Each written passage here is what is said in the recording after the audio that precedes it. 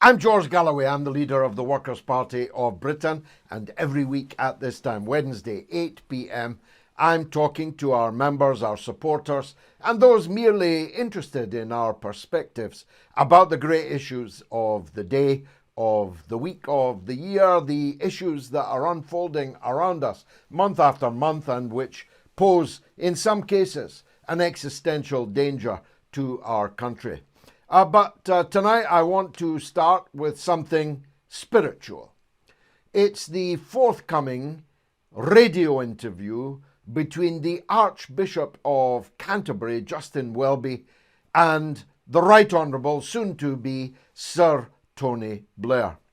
That radio interview, conducted by the head of the Church of England, founded on the balls of Henry VIII, is entitled Faith and Morality. Well, who better to talk to about faith and morality than the blood-soaked war criminal, mountebank, profiteer, war profiteer, Tony Blair, a man responsible with George W. Bush for the deaths of more than 1 million people and counting, a man responsible for sending, cascading around the world, the horrors of ISIS, the shot in the arm that Mr. Blair gave to the mass murderers of Al-Qaeda. Who better to talk to about faith and morality than such a man?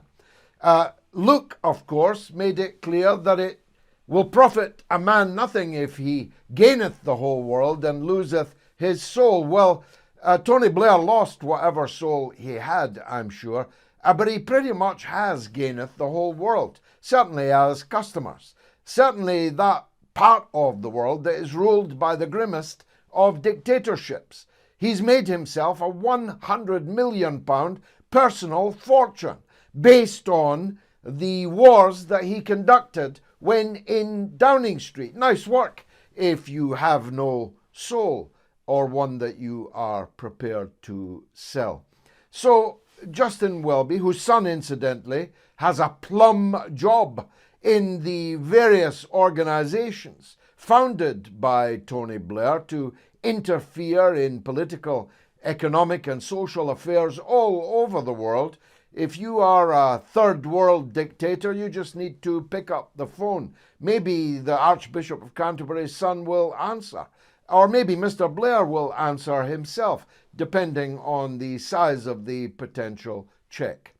These two jokers are going to be discussing faith and morality. Next week, I understand the Archbishop of Canterbury is hosting a show, Cooking with Satan. But it sums up to me how rotten, how decayed are the formerly great institutions of the British state. Once upon a time, a retired Prime Minister would retire to the House of Lords, where he would duly register his income. That's why Blair's not in the House of Lords, of course. And write his memoirs, make the occasional speech on great national and international matters, and would not trouble us further. Tony Blair, on the other hand, is on the television almost every day of the week on any subject you care to mention. He is popping up on Good Morning Britain to lecture us all about our health and welfare. He's popping up on the BBC at the drop of a hat on any great international crisis. And the Archbishop of Canterbury would once have been a venerable chap who would have stayed 1 million miles away from a mountebank, a war criminal like Tony Blair. But now it just seems like a marriage made in heaven. Speaking of marriages made in heaven, aren't Boris Johnson and his missus a perfect pair? If Boris Johnson could have his time over again, I wouldn't say he wouldn't marry her, that would be too personally intrusive, but he certainly wouldn't have picked her over Dominic Cummings. Since he sent Dominic Cummings packing with a cardboard box full of USBs with all of his secrets on them, he must have been bitterly regretting it. It turns out they had a whopping party in the private flat at 10 Downing Street to celebrate the defenestration of Cummings. They celebrated in haste, and they are repenting in leisure. I've lost count of the number of parties that have been in Downing Street. As a matter of fact, I'm not interested enough even to have counted them in the first place. But there's no doubt that Boris Johnson is in a severe trouble.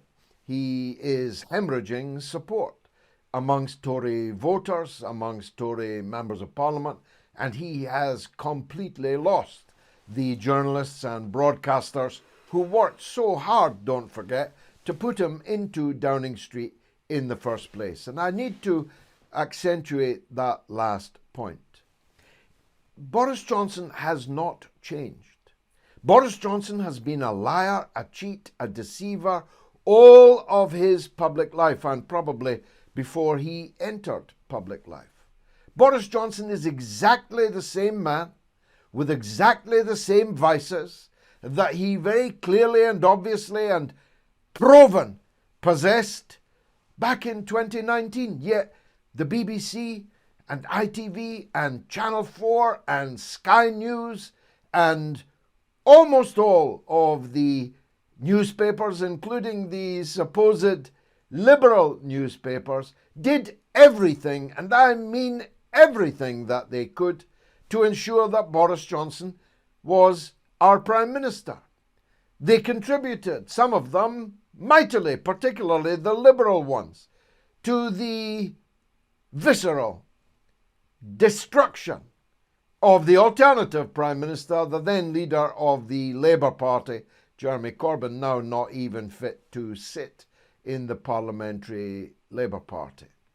This cynical turning against Boris Johnson leaves us in the terrible position, though we regard Boris Johnson as just about the worst thing on the earth, to say that those that are trying to destroy him are even more vile than he is. Let me be clear.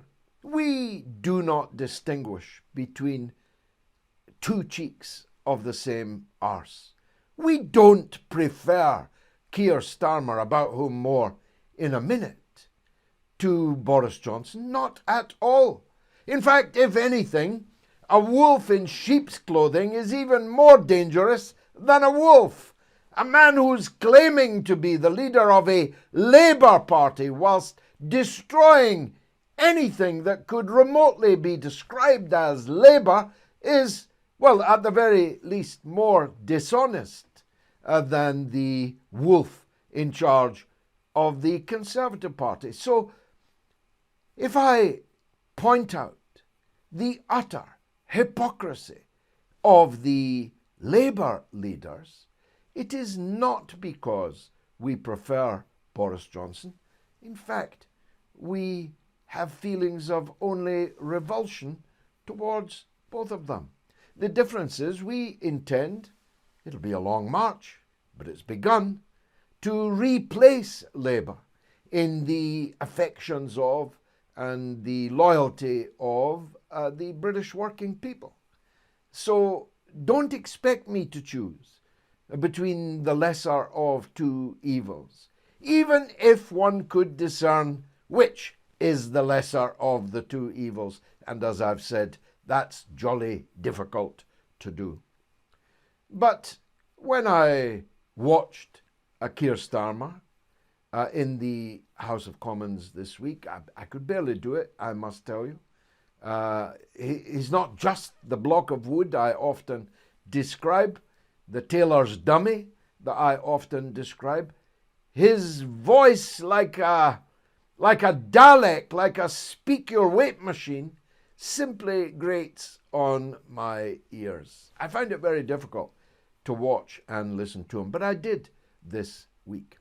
And what I saw was stinking hypocrisy, not just because the Labour leader was himself boozing it up on the parliamentary estate, and I've no doubt elsewhere in the country throughout the pandemic, because I don't believe that Keir Starmer believed the propaganda that he was pouring down the throats of others.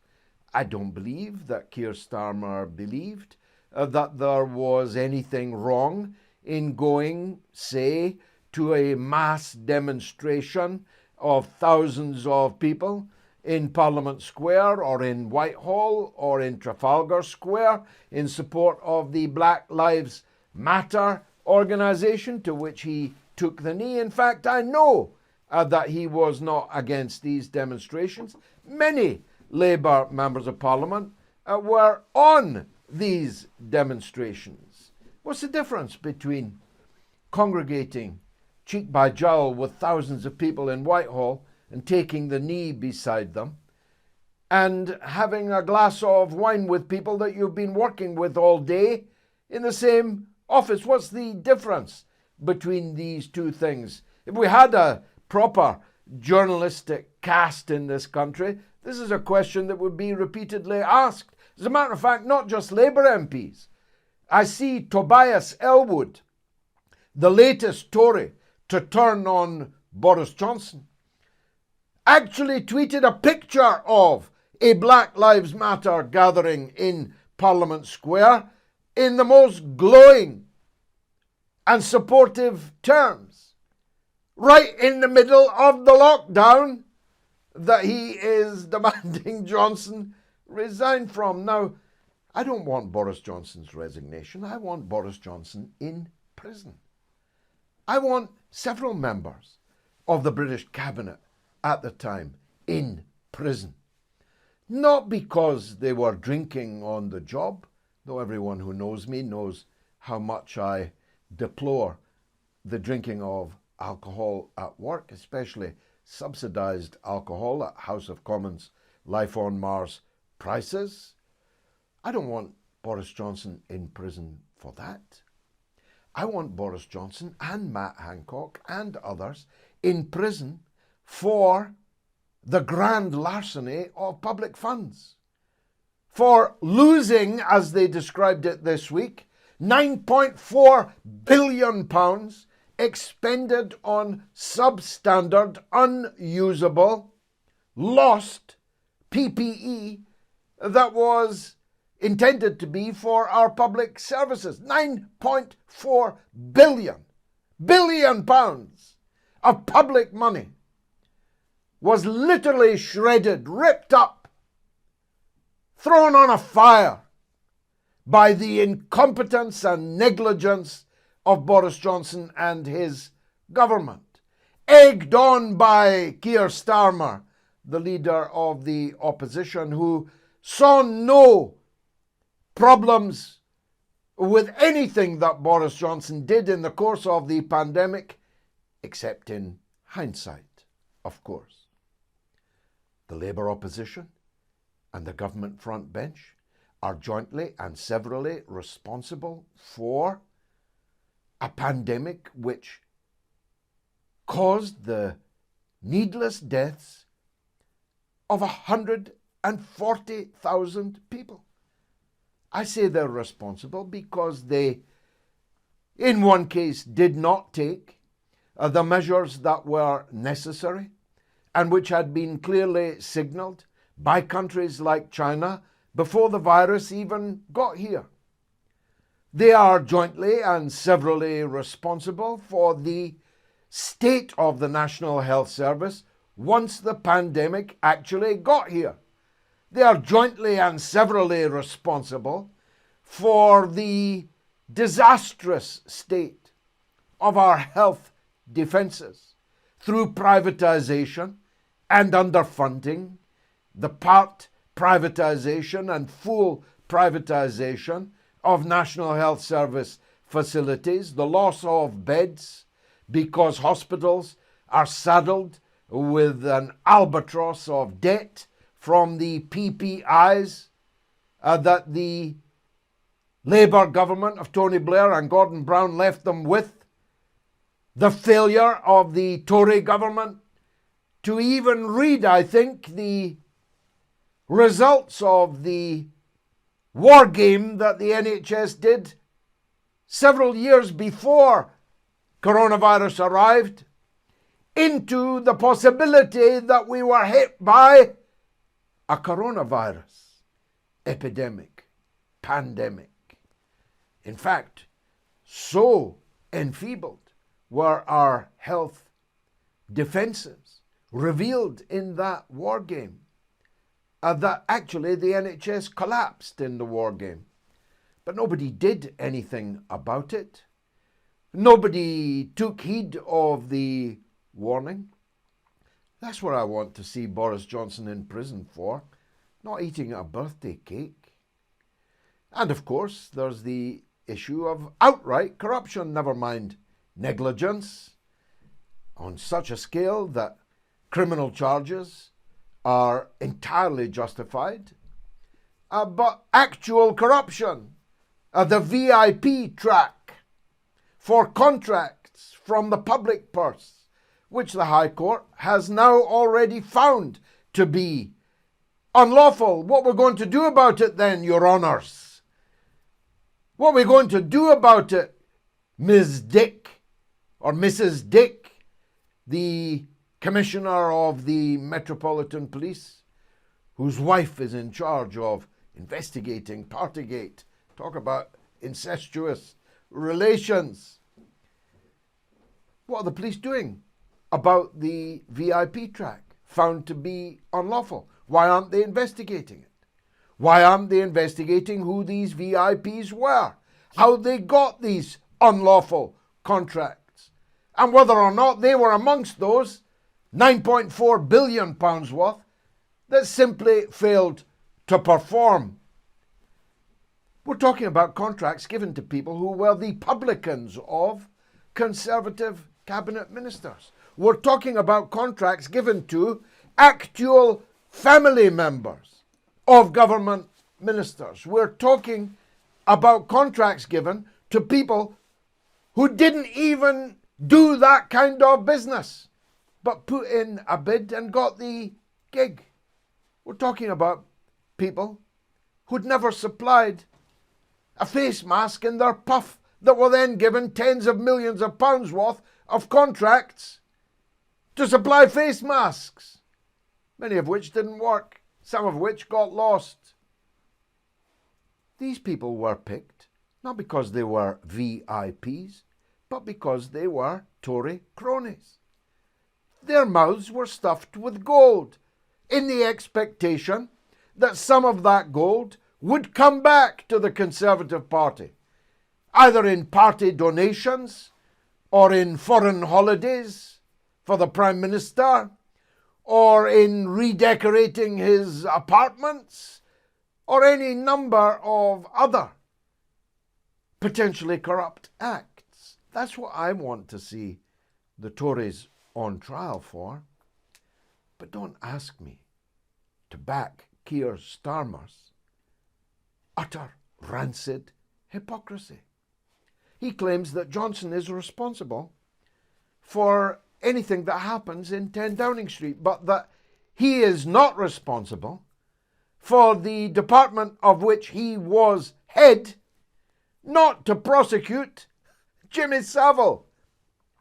They're all clucking like maiden ants at Johnson, socking them on the jaw with the fact that during Keir Starmer's time as the head of the prosecution authority in Britain, there was more time spent prosecuting journalists, Julian Assange, anyone, than Jimmy Savile.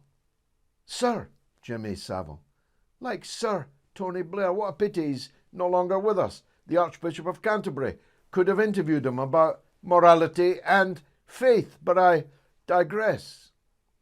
The facts are that if Johnson's responsible for the behaviour of his staff in 10 Downing Street, Keir Starmer is responsible for the fact that his department did not prosecute Jimmy Savile.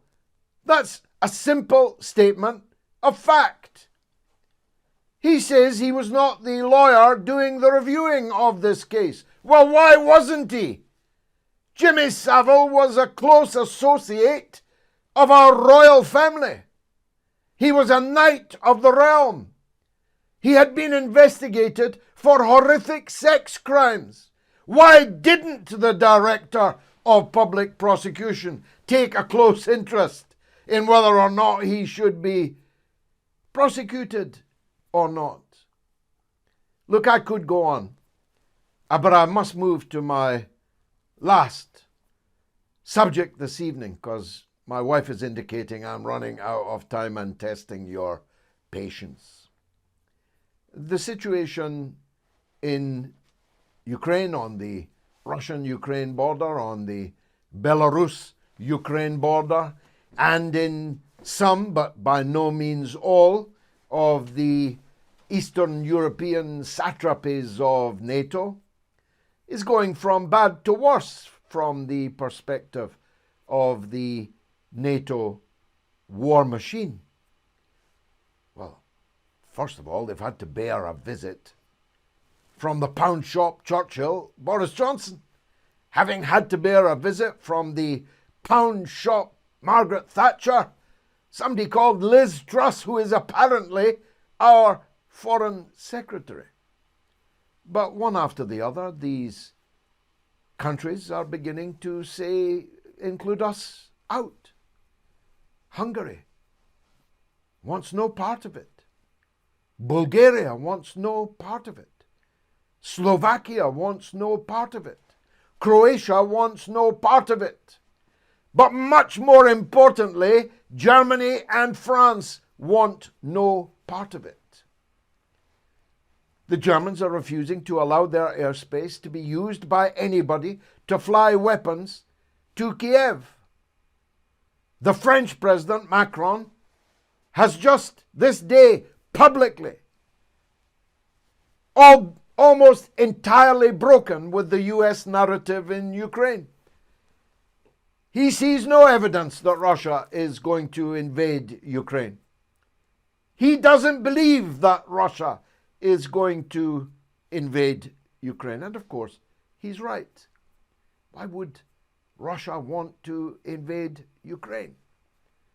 The only circumstances in which a single Russian boot will appear in Ukraine is if the pumped full of arms by NATO, Ukrainian armed forces launch a major offensive against the people that were promised in the Minsk agreement, to which Western powers are a signatory, that they can be autonomous republics.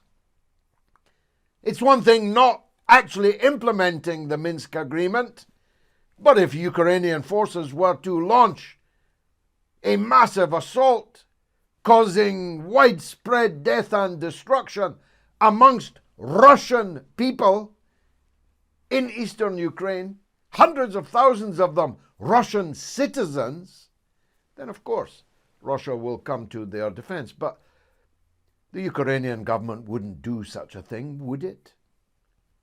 They wouldn't allow the Azov battalion and the other jackbooted, swastika parading neo-fascists, worshippers of the Holocaust mass murderer Bandera. They wouldn't allow them to do that, would they? And if they did, Western democracies wouldn't allow them to do that, would they? Not using the weapons that they had supplied, would they? All these Western journalists wouldn't stand idly by while that was happening, would they? Anyway, as I speak, Joe Biden has just announced the sending of thousands of American troops to Poland. If I was President Putin, I'd send exactly the same number of troops right now to Cuba, to Venezuela, to Nicaragua. I'd ask Iran if they wanted Russian anti-missile capability manned by Russian experts. I'd ask Syria if they wanted additional Russian troops with the permission to fire anti-aircraft, anti-missile defenses, on the principle that here's some of your own medicine back, Joe. Medicine and Joe. Would you send him out for a loaf? Are you really going to allow the potential existence of humanity on the planet to be in the hands of such a man? The only button that Joe Biden should have his finger on is his coat button, and probably not even that. Well, I'm going to settle down to listen to the desert warfare discs between the Archbishop of Canterbury and the blood-soaked war criminal, Tony Blair. If you're interested in what we have to say, follow us, contact us, join us. We've a long way to go, but we are the future now, I promise you. I'm George Galloway, and we are the Workers' Party of Britain.